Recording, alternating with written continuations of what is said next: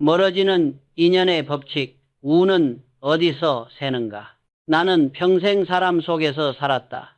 회사를 세우는 일도, 거래를 성사시키는 일도 결국 사람으로 시작해 사람으로 끝나는 일이었다. 그래서 나는 늘 묻곤 했다. 운이란 무엇인가? 세월이 흘러서야 확실히 알았다. 운은 하늘에서 떨어지는 것이 아니라 사람 사이에서 흘러나오는 것이었다. 그리고 그 흐름은 한 사람의 태도에서 시작된다. 삼성상회를 처음 열었을 때 내게 가장 두려운 적은 경쟁사가 아니었다. 바로 나 스스로의 말과 태도였다. 무심코 뱉는 말 한마디, 느슨한 약속 하나, 남의 시간을 가볍게 여기는 몸짓 하나가 회사를 무너뜨릴 수도 있었다. 사업은 결국 신용의 예술이다. 신용은 기술이 아니라 마음에서 만들어진다. 마음이 흐트러지면 제품이 흐트러지고, 제품이 흐트러지면 거래가 흔들리고, 거래가 흔들리면 사람과 운이 조용히 등을 돌린다. 나는 운을 요행이라 생각하지 않는다. 운이란 태도의 총합이 만든 확률의 기울기다. 매일의 작은 선택, 말, 표정, 약속, 감사, 이 쌓여서 타인이 나를 대하는 방식을 바꾸고 그것이 결국 기회의 방향을 틀어놓는다. 좋은 사람 하나만 곁에 있어도 인생이 10년 앞당겨지는 이유가 바로 여기에 있다. 그 한 사람이 나의 태도를 바꾸기 때문이다. 반대로 나쁜 인연 하나가 10년을 늦추는 이유는 그 인연이 나의 기준을 조금씩 타협시키기 때문이다. 나는 수많은 사람을 지켜보며 알았다.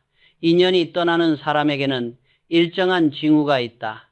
대화를 닫는 말버릇, 불평이 먼저 나오는 해석 습관, 약속을 가볍게 여기는 시간 감각, 도전을 막는 두려움의 언어, 도와준 손길을 잇는 태도, 겉으론 사소하지만 이 5가지가 모이면 운의 흐름이 끊긴다. 아무리 훌륭한 기술과 자본이 있어도 그 마음의 품질이 낮으면 결국 신용이 새어나가고 신용이 새면 운도 떠난다. 나는 일터마다 다음에 3가지를 세웠다. 회의는 정시에 시작하고 5분 전에 끝낸다. 하지만 대신 해보자를 먼저 말한다. 불평 대신 감사의 대안을 하나 더 적는다. 이 간단한 원칙이 공장의 공기를 바꾸었다. 공장의 공기가 달라지자 거래처의 표정이 달라졌고 거래처의 신뢰가 달라지자 매출도 따라 변했다. 운이 바뀌는 순서는 언제나 같다. 마음, 말, 행동, 신뢰, 기회. 나는 늘 내게 말했다. 사람이 떠난다고 탓하기 전에 혹시 내가 그런 사람이 되어가고 있지 않은가 하고 거울을 봐야 한다고. 내가 하지만으로 말문을 막고 있지 않은가, 불만을 사실보다 먼저 꺼내고 있지는 않은가, 타인의 시간을 내 일정의 여분처럼 다루고 있지는 않은가, 새로운 시도를 막으면서 스스로를 합리화하고 있지는 않은가, 감사해야 할 순간에 침묵하고 있지는 않은가. 그 질문이 나를 지켜주었다. 나는 실패를 두려워하지 않았다. 진짜 두려운 것은 마음의 품질이 떨어지는 것이었다. 마음의 품질은 곧 인생의 품질이다. 공장에서 제품을 출하하기 전 우리는 손끝으로 표면을 썰어본다. 눈에 보이지 않는 흠을 찾기 위해서다. 인생도 마찬가지다. 하루의 끝에서 내 말과 태도의 결을 썰어보라. 거친 모서리는 없었는지, 남의 시간을 긁는 부분은 없었는지, 감사의 광택은 충분했는지, 이 작은 검사 하나가 내일의 운을 바꾼다. 이제 나는 내가 평생 겪은 5가지의 운이 떠나는 습관을 이야기하려 한다. 오늘은 그 첫 번째, 말버릇의 벽, 하지만 이다. 나는 수많은 현장에서 확인했다. 하지만으로 시작하는 사람은 배우지 못한다. 그 2글자에는 나는 틀리지 않았다는 방어와 당신 말은 내 기준에 맞지 않는다는 벽이 숨어 있기 때문이다. 반대로 그래 해보자로 시작하는 사람은 실수 속에서도 길을 찾는다. 삼성의 역사를 돌이켜보면 그래 해보자라는 그 한 문장이 회사를 살리고 나를 성장시켰다. 그러니 오늘 나 자신에게 이렇게 물어보라. 나는 오늘 하루를 어떤 말로 시작했는가? 만약 하지만이었다면 내일은 해보자로 바꿔라. 그 작은 변화가 사람을 끌어당기고 그 사람을 통해 운이 다시 흘러온다. 나는 늘 이렇게 말해왔다. 사람은 품질로 평가받지만 품질은 마음에서 나온다. 그 마음의 품질을 바꾸는 첫걸음은 바로 말의 품질을 바꾸는 것이다. 나는 평생 수많은 사람을 보았다. 똑같은 교육을 받고 같은 기회를 줘도 어떤 사람은 끝내 날아오르고 어떤 사람은 제자리에서 머물렀다. 그 차이는 실력이 아니라 말 한마디의 방향이었다. 내가 사람을 볼 때 가장 먼저 주의 깊게 들은 단어가 있었다. 바로 하지만요 이었다. 처음엔 그저 신중한 태도로 여겼다. 그러나 세월이 흐르고 수많은 실패와 성공을 겪으며 알았다. 그 두 글자는 성장을 멈추게 하는 벽이었다. 1938년 내가 대구에서 작은 삼성상회를 시작했을 때였다. 직원이라야 4명뿐이었고 전쟁으로 인해 쌀도 비누도 귀했다. 작은 실수 하나가 거래 전체를 무너뜨릴 만큼 긴박한 시절이었다. 그때 똑똑한 젊은 직원 하나가 있었다. 그는 머리도 좋고 계산도 빨랐다. 하지만 문제는 언제나 말이었다. 사장님, 하지만 그건 너무 복잡하지 않나요? 하지만 지금까지는 이렇게 해왔는데요. 그 말은 항상 내 판단 앞을 가로막았다. 결국 그는 단순한 계산 실수 하나로 납품을 놓쳤고 회사의 신용이 흔들렸다. 나는 그날 밤 그를 불러 이렇게 말했다. 자네의 실수는 숫자가 아니라 말에서 나왔네. 하지만은 벽이야. 대화를 막고 배움을 막고 결국 자기 운까지 막지. 그날 이후 나는 모든 회의에서 하지만으로 말문을 여는 사람을 유심히 보기 시작했다. 그들의 공통점은 명확했다. 그들은 변화를 두려워했고 틀릴까봐 늘 방어적이었다. 자신의 경험을 믿지만 그 경험의 틀을 넘어서지 못했다. 수원 방직 공장 시절에도 비슷한 일이 있었다. 내가 품질 기준을 더 높이자고 제안하자 한 기술자가 이렇게 말했다. 하지만 사장님, 지금도 충분히 괜찮습니다. 결과는 참담했다. 그해 불량률이 급격히 오르고 해외 거래처에서 항의가 들어왔다. 나는 그때 확신했다. 하지만으로 시작하는 사람은 절대 발전하지 못한다. 왜냐하면 그 말 속에는 언제나 나는 틀리지 않았다는 방어심과 당신의 의견은 내 기준에 맞지 않는다는 벽이 숨어 있기 때문이다. 사람은 누구나 자신의 틀을 지키려 한다. 그러나 진짜 성장하는 사람은 틀을 지키는 대신 한번 부어보는 용기를 낸다. 그 한 번의 용기가 회사를 살리고 인생을 바꾼다. 삼성이 농산물 상회에서 전자기업으로 그리고 세계적인 반도체 회사로 바뀌기까지 나는 수없이 새로운 제안을 들었다. 그때마다 내 마음속에는 단 한 문장이 떠올랐다. 그래, 한번 해보자.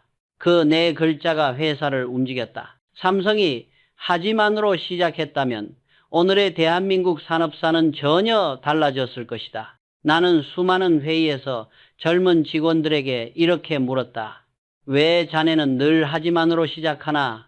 그들은 말하곤 했다. 혹시 실패하면 어쩌죠? 나는 미소를 지으며 대답했다. 그럼 실패해서 배우면 되지 않겠나? 그 순간 회의실이 조용해지고 공기가 바뀌었다. 하지만 이 사라진 자리에 해보자는 열기와 책임감이 피어올랐다.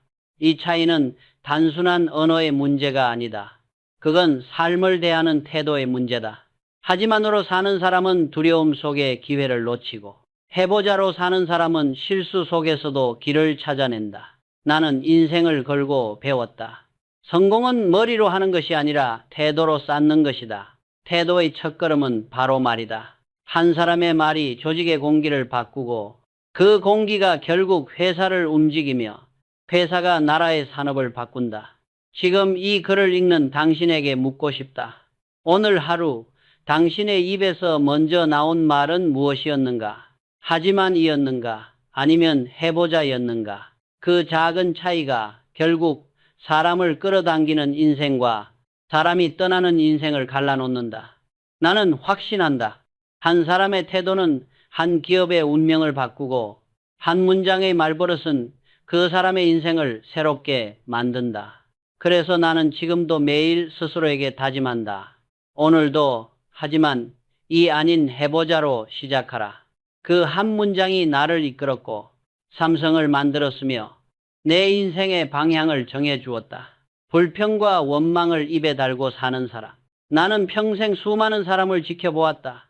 그중엔 유독 불평을 달고 사는 사람들이 있었다. 회사가 문제야. 세상이 불공평해. 왜 나만 이렇게 고생해야 하나? 그들의 입에서는 언제나 누군가에 대한 탓과 세상에 대한 원망이 끊이지 않았다. 나는 그런 사람들을 현장에서 수없이 봤다. 수원 방직 공장을 세웠을 때의 일이다. 기계는 낡았고 자재도 부족했다. 모두가 어렵다고 느낄 만한 상황이었다. 그런데 두 부류의 사람이 있었다. 한쪽은 하루 종일 기계 탓을 하며 이렇게 말했다. 이걸로는 제대로 된 품질이 나올 리가 없습니다. 다른 한쪽은 묵묵히 기계에 기름칠을 하고 직접 부품을 갈아 끼우며 이렇게 말했다. 이 녀석이 성질이 좀 까다롭지만 내가 손을 봐주면 다시 살아날 겁니다. 결국 누가 더 좋은 결과를 냈을까? 언제나 불평하지 않은 사람이었다. 그들은 현실을 원망하지 않고 그 안에서 해결책을 찾았다. 나는 그때 깨달았다. 불평은 실수보다 위험하다. 실수는 고치면 된다. 하지만 불평은 사람의 마음을 병들게 한다. 공장 안에서 한 사람이 요즘 회사 이상하지 않아 라는 말을 내뱉는 순간 그 공기의 색깔이 달라진다. 사람들의 눈빛이 흐려지고 작은 문제에도 짜증이 섞인다. 결국 그 부서 전체가 늦어지고 납품이 밀리고 신용이 흔들린다. 나는 이런 장면을 직접 목격했다. 어느 날 생산팀에서 이런 말이 돌았다. 이번 납품은 늦을 거야. 어차피 안 돼. 그 말이 퍼진 지 이틀 만에 정말로 납품이 늦어졌다. 이유는 단순했다. 사람들의 마음이 이미 포기했기 때문이었다. 그때 나는 사무실 게시판에 이렇게 적었다. 불평은 실수보다 위험하다. 실수는 고치면 되지만 불평은 사람을 망친다. 불평은 단순한 말버릇이 아니다. 그건 전염병이다. 한 사람의 불평이 조직 전체의 사기를 무너뜨리고 결국 회사를 병들게 만든다. 서울 본사 시절 한 부서장이 내게 찾아와 하소연했다. 회장님, 직원들이 다 힘들어합니다. 상황이 너무 어렵습니다. 나는 잠시 침묵하다가 물었다. 그럼 자네는 무엇을 바꾸었나? 그는 아무 말도 하지 못했다. 불평은 많았지만 대책은 하나도 없었기 때문이다. 그날 나는 더욱 확신했다. 불평은 자기 책임을 감추는 가장 교묘한 변명이다. 불평하는 사람은 늘 남 탓을 하고 그래서 스스로를 성장시킬 기회를 잃는다. 삶이 완벽한 날은 단 하루도 없다. 기계가 고장나고 거래가 끊기고 계획이 어긋난다. 그럴 때 필요한 건 왜 나만이 아니라 그래도 내가 할 수 있는 게 뭘까? 하는 질문이다.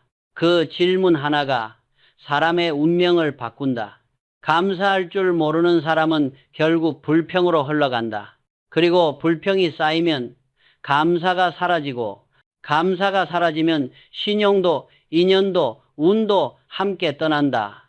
나는 늘 직원들에게 이렇게 말했다. 기계가 낡았다고 불평하지 말고 그래도 그 기계가 오늘도 돌아가고 있다는 사실에 감사하라.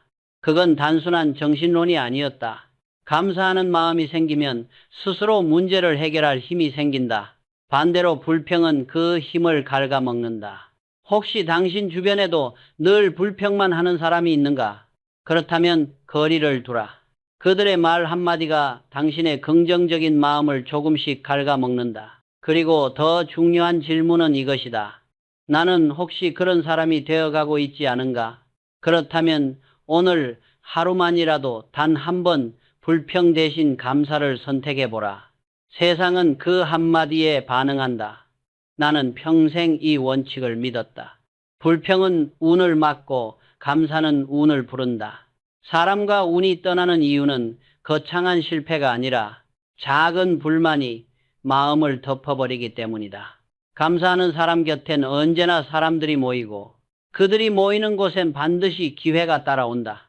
남의 시간을 아무렇지 않게 빼앗는 사람. 나는 사업을 하며 한 가지 철칙을 세웠다. 시간을 지키지 않는 사람과는 거래하지 않는다. 이건 단순한 예의의 문제가 아니었다. 시간을 대하는 태도는 신용을 대하는 태도와 같다. 시간을 가볍게 여기는 사람은 결국 품질도 신뢰도 사람도 잃는다. 삼성상해를 운영하던 젊은 시절이었다. 거래처 중 한 사장이 있었다. 그는 약속을 자주 어겼다. 회의가 오전 10시면 늘 10시 반쯤에 도착했고 전화로는 이렇게 말했다. 길이 막혀서요. 갑자기 일이 생겨서요. 그는 웃으며 상황을 넘겼지만 그를 기다리는 동안 내 직원들은 초조했다. 회의는 미뤄지고 하루의 리듬은 무너졌다. 그 짧은 30분이 한날의 생산성을 송두리째 무너뜨린 것이다. 그 일을 겪고 난 뒤 나는 단호히 결심했다. 시간을 지키지 않는 사람은 결국 신용도 지키지 못한다.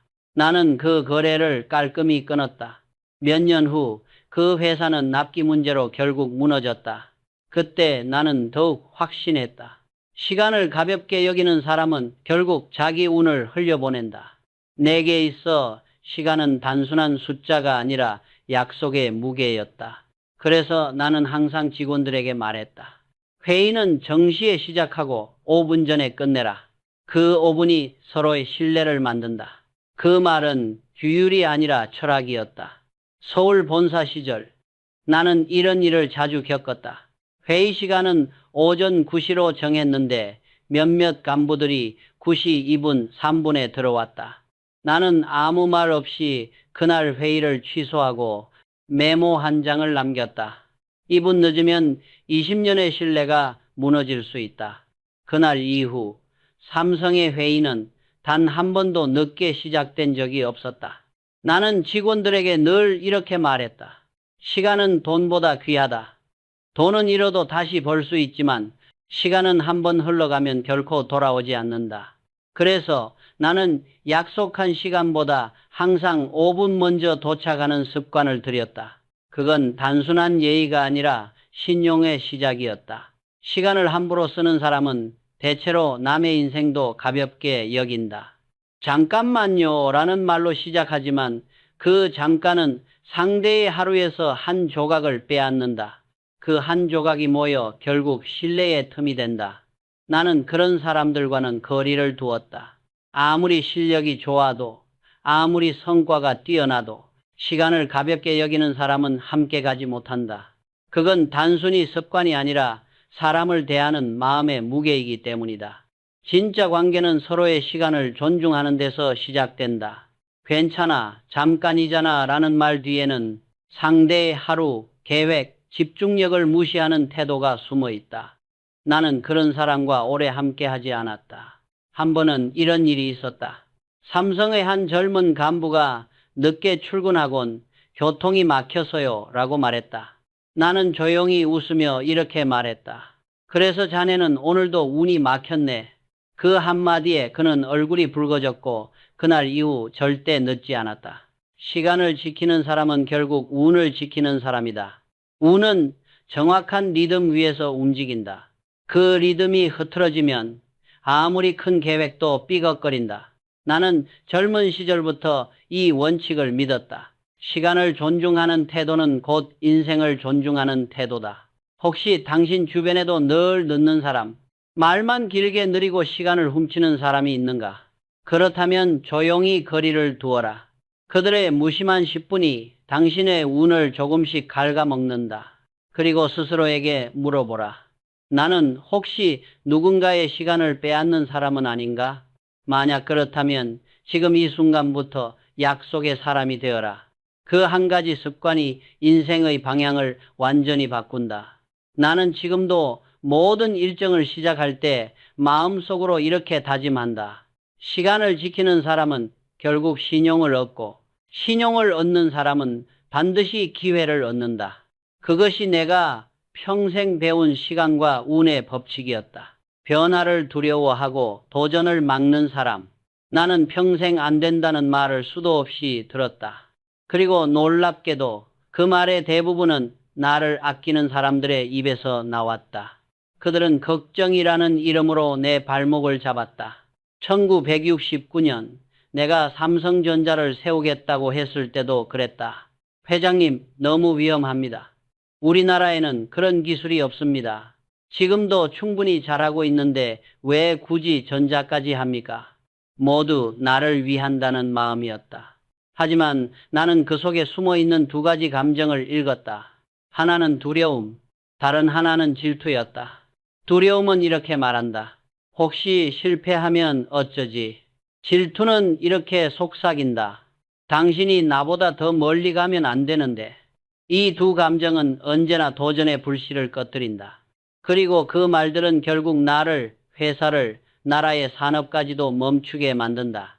1983년 나는 반도체 사업을 시작하겠다고 선언했다. 그때도 주변은 반대 일색이었다.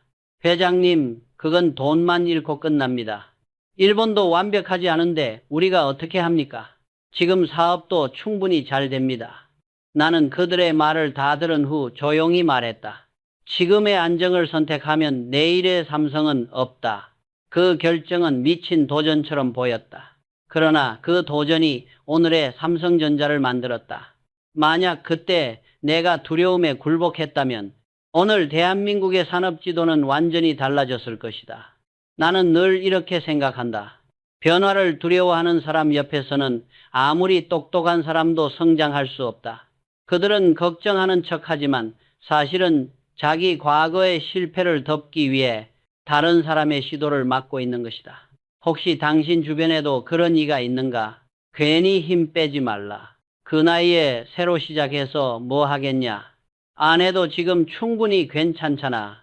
이런 말을 하는 사람들 말이다. 그들은 당신이 멈춰 있어야 안심한다. 당신이 앞으로 나아가면 그들의 두려움이 드러나기 때문이다. 나는 젊은 시절 늘 이렇게 말했다. 남들이 말리는 일을 해보면 남들이 보지 못한 세상을 보게 된다. 이건 단순한 배짱이 아니라 책임을 전제로 한 확신이었다. 도전이 늘 성공으로 이어지는 것은 아니다. 하지만 시도하지 않으면 실패조차 배울 수 없다. 나는 진짜 실패자가 누구인지 잘 안다. 넘어지는 사람이 아니라 시작조차 하지 않은 사람이다. 세상은 시도하는 자를 두려워하고 결국 그들이 세상을 바꾼다. 지금 당신이 무언가를 새로 시작하려 한다면 주변의 걱정에 귀 기울이지 마라. 그들이 말리는 이유는 단 하나. 당신이 성공하면 자신이 초라해질까봐 두렵기 때문이다. 나는 지금도 내 자신에게 이렇게 말한다. 괜찮다, 해보자.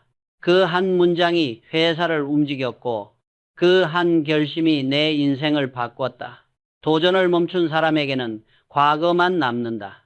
그러나 도전을 이어가는 사람에게는 미래가 생긴다. 그것이 내가 평생 몸으로 배운 인생의 진리였다. 감사할 줄 모르는 사람. 나는 수많은 사람을 보며 한 가지 공통점을 발견했다. 운이 떠나는 사람의 마지막 모습은 대부분 감사를 잊은 얼굴이었다. 감사할 줄 모르는 사람은 도움을 받아도 그것을 당연한 일로 여긴다. 고맙습니다. 대신 왜요?가 먼저 나온다. 나는 그런 사람을 보면 늘 안타까웠다. 그들의 마음속엔 이미 교만의 씨앗이 자라고 있었기 때문이다. 삼성이 아직 작은 상해였을 때 나는 직원들에게 자주 말했다. 우리가 물건을 팔 수 있는 건 고객이 돈을 내주기 때문이 아니라 우리의 신용을 믿어주기 때문이다. 그 믿음이야말로 우리가 지켜야 할 첫 번째 약속이었다. 신용은 기술이 아니라 감사의 마음으로 유지되는 것이었다. 공장에서 제품을 출하할 때마다 나는 직원들에게 이렇게 말했다. 이 물건은 단순한 상품이 아니다. 딸을 시집 보내는 마음으로 내보내라. 그 말에는 두 가지 뜻이 담겨 있었다. 하나는 품질에 대한 책임, 다른 하나는 고객에 대한 감사였다. 하지만 어느 날 한 직원이 이렇게 말했다. 우리가 잘 만들었으니 팔리는 게 당연하지 않습니까? 나는 그 말을 듣는 순간 그가 머지않아 실패할 사람임을 직감했다. 세상에 당연한 일은 없다. 모든 성과는 누군가의 신뢰와 도움 위에 있다. 감사할 줄 모르는 사람은 그 바닥을 잇는다. 그 순간부터 천천히 무너지기 시작한다. 서울 본사 시절 내가 병상에 누워 있을 때였다. 한 젊은 직원이 병문안을 왔다. 그는 문을 열자마자 이렇게 말했다. 회장님, 걱정 마십시오. 저희가 회사를 지키겠습니다. 그 한마디에 나는 눈시울이 뜨거워졌다. 그는 감사합니다라는 말을 하지 않았지만 그의 태도에는 깊은 감사와 책임의 마음이 담겨 있었다. 감사란 꼭 말로만 하는 것이 아니다. 그 사람의 눈빛, 행동, 자세에 드러난다. 그런 마음을 가진 사람 곁에는 자연스럽게 좋은 인연과 운이 모인다. 반대로 감사할 줄 모르는 사람 곁에는 언젠가 사람들이 조용히 사라진다. 그건 벌이 아니라 자연의 법칙이다. 나는 평생 덕분에라는 말을 잊지 않으려 했다. 공장 노동자든 사무실의 경비원이든 누가 나에게 인사를 건네면 나는 반드시 고개를 숙였다. 그건 예의가 아니라 철학이었다. 감사할 줄 모르는 사람은 결국 인생을 고립시킨다. 감사는 마음의 산소다. 그 산소가 끊기면 관계는 질식하고 질식한 관계 속에서 운도 함께 사라진다. 혹시 당신 주변에도 당연하지라는 말을 자주 하는 사람이 있는가? 그 사람은 이미 교만의 길로 들어선 것이다. 오늘부터는 당연하지 대신 덕분에를 말해보라. 아침에 눈을 뜨며 오늘도 숨 쉴 수 있음에 감사합니다. 함께 일할 동료가 있음에 감사합니다. 이 한마디가 인생의 공기를 바꾼다. 나는 평생 이 진리를 믿었다. 감사할 줄 아는 사람은 실패해도 다시 일어나지만 감사를 모르는 사람은 성공해도 오래가지 못한다. 감사는 모든 관계의 뿌리이자 모든 운의 출발점이다. 감사에서 시작된 인생은 흔들려도 무너지지 않는다. 인연의 미세먼지, 사소한 예의가 만드는 공기. 나는 사람의 관계를 공기에 비유하곤 했다. 공장은 깨끗해 보여도 먼지가 쌓이면 기계가 멈추고 사람 사이의 관계도 그렇다. 겉으론 평온해 보여도 작은 무례 하나, 작은 말버릇 하나가 공기를 탁하게 만든다. 삼성상해 시절 나는 손님이 들어올 때마다 직원들에게 반드시 눈을 맞추고 인사하라고 말했다. 그건 단순한 형식이 아니라 당신을 존중하고 있습니다 라는 메시지였다. 한 번은 거래처 사장이 내게 말했다. 당신 회사 직원들은 인사 하나도 진심이 느껴집니다. 그 말 한마디가 나를 뿌듯하게 했다. 그건 돈으로 샀거나 교육으로 강요할 수 없는 마음의 품질이었다. 나는 깨달았다. 사람이 떠나는 진짜 이유는 큰 잘못이 아니라 작은 무심함 때문이다. 감사 인사 한마디를 잊고 약속 후에 수고 많으셨습니다 한마디를 생략하고 눈을 마주치지 않는 것. 그런 사소한 결례가 쌓여서 인연을 흐리게 만든다. 수원 방직 공장에서 일하던 어느 날이었다. 한 기술자가 뛰어난 실력을 가지고 있었지만 동료들과 늘 부딪혔다. 나는 그에게 물었다. 자네는 왜 사람들과 자꾸 어긋나나? 그는 이렇게 답했다. 일만 잘하면 되지 않습니까? 나는 조용히 말했다. 기계는 성능으로 돌아가지만 사람은 공기로 움직인다. 그가 그 말을 이해하는데 1년이 걸렸다. 그 후 그는 스스로 먼저 인사하고 동료가 늦으면 대신 일손을 도왔다. 놀랍게도 그가 바뀌자 부서 전체의 분위기가 달라졌다. 생산성도 올라갔다. 예의는 단순한 행동이 아니다. 사람 사이의 온도 조절 장치다. 말투 하나, 표정 하나가 관계의 온도를 결정한다. 예의가 사라진 조직은 금세 공기가 식고 공기가 식으면 열정도 식는다. 나는 늘 말했다. 성공하는 사람은 예의를 먼저 배운 사람이다. 그들은 실력보다 마음의 방향을 먼저 다듬는다. 반대로 예의를 잃은 사람은 자신도 모르게 주변의 신뢰를 닫는다. 나는 회의실에 들어올 때마다 직원들의 눈빛을 봤다. 서로에게 진심이 있는가? 공기가 따뜻한가? 그걸 보면 그날 회의의 결과를 예측할 수 있었다. 인연은 그렇게 만들어진다. 거창한 선의가 아니라 작은 예의와 꾸준한 존중의 반복으로 그 작은 행동들이 모여 결국 운의 흐름을 바꾼다. 사람 사이의 예의는 돈보다 오래 남고 말보다 강하게 전해진다. 나는 오늘도 마음속으로 이렇게 되뇌인다. 사람을 대하는 태도가 곧 운을 대하는 태도다. 핑계와 책임, 실패를 부르는 마음의 습관. 나는 오랫동안 사람을 평가할 때 능력보다 먼저 책임을 지는 태도를 봤다. 능력은 키울 수 있지만 책임을 회피하는 습관은 쉽게 고쳐지지 않는다. 사업 초기 나는 많은 실패를 겪었다. 물건이 늦게 도착하고 거래처가 계약을 취소하는 일도 있었다. 그럴 때마다 나는 직원들에게 물었다. 이 일의 책임은 누구에게 있나? 그러면 대부분 이렇게 말했다. 운송업체가 늦었습니다.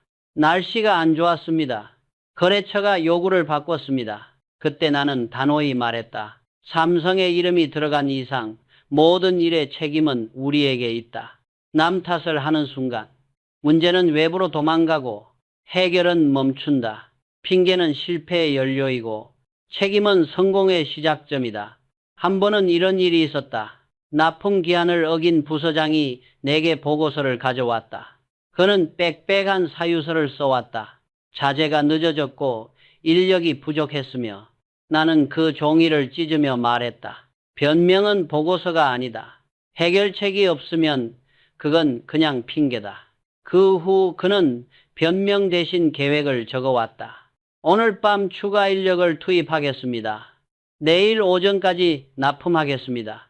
그때부터 그는 달라졌다. 그리고 몇 년 뒤 그 부서는 삼성 내 최고의 납기율 부서가 되었다. 나는 경험으로 확신한다. 핑계는 사람의 운을 막는다. 왜냐하면 핑계는 현실을 바꾸는 힘을 빼앗기 때문이다. 책임을 지는 사람은 실패 속에서도 해답을 찾지만 핑계를 대는 사람은 실패 속에 머무른다. 내가 젊은 시절 스스로에게 했던 다짐이 있다. 사람은 누구나 실수한다. 그러나 책임을 피하는 사람은 다시 기회를 얻지 못한다. 책임은 고통스럽다.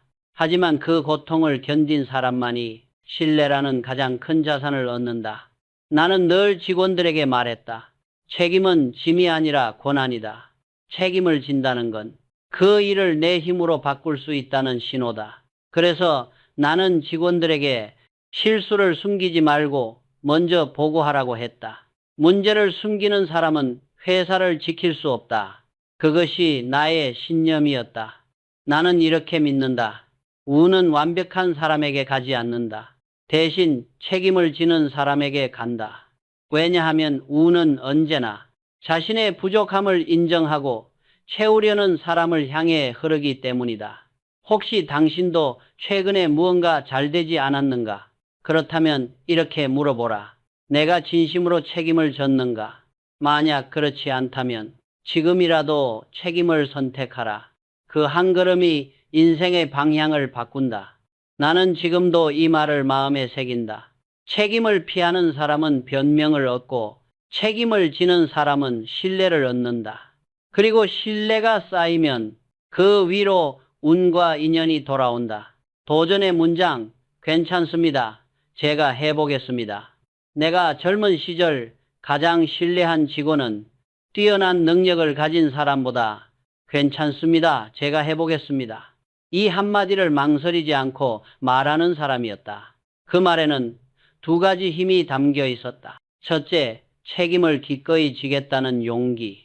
둘째, 결과보다 배움을 중시하는 태도. 삼성이 아직 작은 상회였던 시절, 한 직원이 새로운 거래 방식을 제안했다. 위험했지만 나는 물었다. 자네가 직접 책임질 수 있겠나? 그는 잠시 고민하다가 말했다. 예, 회장님, 제가 해보겠습니다. 결과는 성공이었다. 그러나 더 중요한 것은 그의 태도였다. 실패했더라도 나는 그를 다시 선택했을 것이다. 왜냐하면 그는 두려움 대신 도전을 택했기 때문이다. 도전을 두려워하는 사람은 항상 안정을 말하지만 그 안정이란 결국 정체의 다른 이름이다. 그리고 정체는 서서히 신뢰를 잃게 만든다. 나는 반도체 사업을 시작할 때도 그랬다. 세상은 우리를 미쳤다고 했다. 하지만 나는 믿었다. 괜찮습니다. 해보겠습니다. 이 한마디를 말할 수 있는 사람 한 명만 있으면 한 나라의 산업도 바뀔 수 있다. 실패를 두려워하지 않는 조직은 강해진다. 실패를 나누는 조직은 더 빨리 배운다. 나는 매일 아침 거울을 보며 스스로에게 물었다. 오늘 나는 도전하는 사람인가? 아니면 구경하는 사람인가? 도전은 언제나 불편함을 동반한다. 그러나 그 불편함을 피하면 운의 문은 결코 열리지 않는다. 운은 괜찮습니다. 제가 해보겠습니다. 이 한 문장을 향해 흐른다. 나는 지금도 후배들에게 말한다. 삼성을 만든 건 자본이 아니라 그 말을 할 줄 아는 한 사람의 용기였다. 팀을 움직이는 어느 회의실을 살리는 한 문장. 나는 회의실의 공기를 보면 그 조직의 수준을 알 수 있었다. 의견이 많아 보이지만 정작 아무도 책임지지 않는 회의는 결국 시간 낭비의 연속이었다. 그래서 나는 한 가지 원칙을 세웠다. 회의에서 가장 먼저 해보자라고 말하는 사람이 리더가 된다. 서울 본사 시절 한 회의에서 이런 일이 있었다. 한 간부가 새로운 방식을 제안했는데 모두가 침묵했다. 그때 한 젊은 과장이 조용히 말했다. 제가 한번 해보겠습니다. 순간 회의실의 공기가 바뀌었다.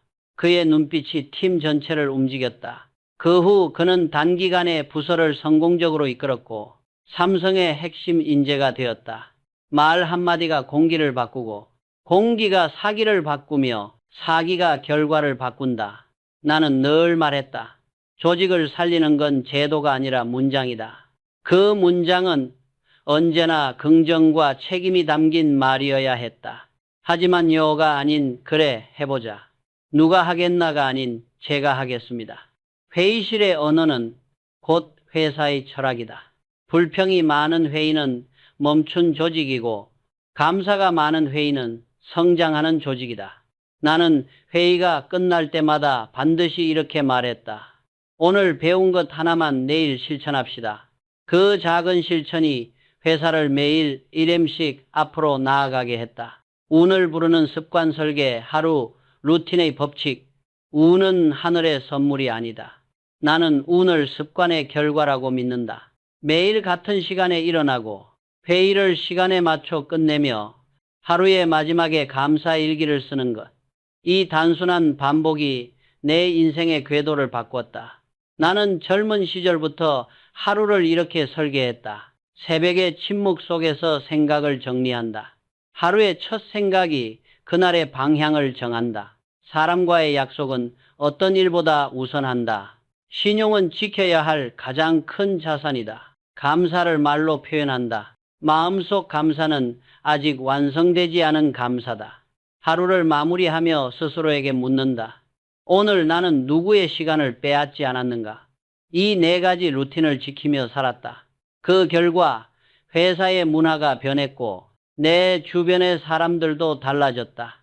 나는 매일을 같은 시간에 시작했다. 운이 찾아오는 시간은 따로 있는 게 아니다. 그저 꾸준히 준비된 자의 하루 속에 숨어 있을 뿐이다. 운은 우연이 아니라 리듬이다. 그 리듬이 깨지면 아무리 큰 계획도 흔들린다. 그래서 나는 루틴을 나의 신앙처럼 지켰다. 나는 직원들에게 늘 말했다. 운을 기다리지 말고 운이 찾아올 자리를 매일 닦아 놓아라. 그게 내가 평생 유지한 성공의 비밀이었다. 2년 리셋 5가지를 고치는 30일의 변화. 이제 나는 긴 세월을 돌아보며 확신 하나를 갖게 되었다. 사람과 운이 떠나는 이유는 단 한 가지, 마음의 자세 때문이다.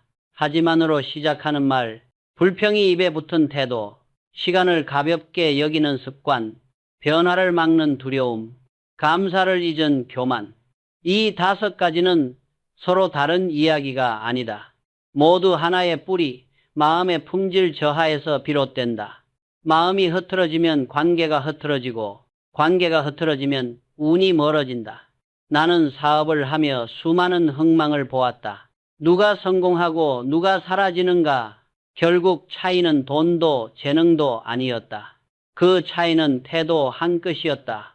감사하는 사람은 실패해도 다시 일어났고 핑계와 불평으로 사는 사람은 성공해도 오래가지 못했다. 나는 젊은 시절 이렇게 생각했다.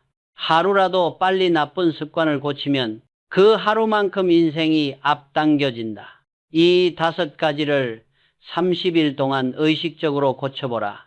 말 앞에 하지만 대신 해보자를 두고 불평이 떠오를 때 감사로 바꾸고 약속 시간을 5분 먼저 지키며 새로운 제안을 막는 대신 응원하고 당연함 속에서 덕분을 찾아라.